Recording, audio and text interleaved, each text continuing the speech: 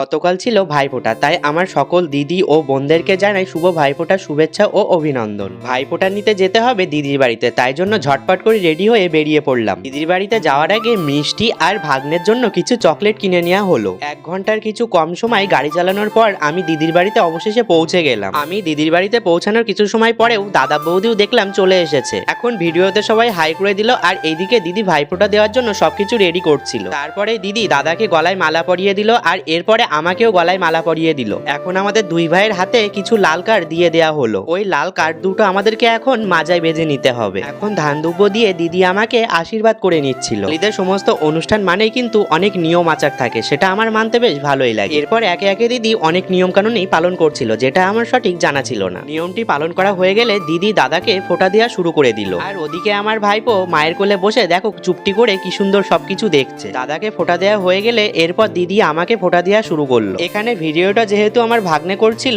ওই জন্য ও ঠিকঠাক সবাইকে দেখাতে পারি। ও যেহেতু এখন অনেকটাই ছোট, ওই জন্য ঠিকঠাক ভাবে ভিডিওটা করতে পারিনি, তোমরা একটু অ্যাডজাস্ট করে নি। তারপরে আমি ও দাদা দুইজন মিলে দিদিকে গিফটটা দিয়ে দিলাম। ভিডিওটা কেমন লাগলো কমেন্টে সবাই অবশ্যই জানিও। দেখা হচ্ছে নতুন কোনো ভিডিও।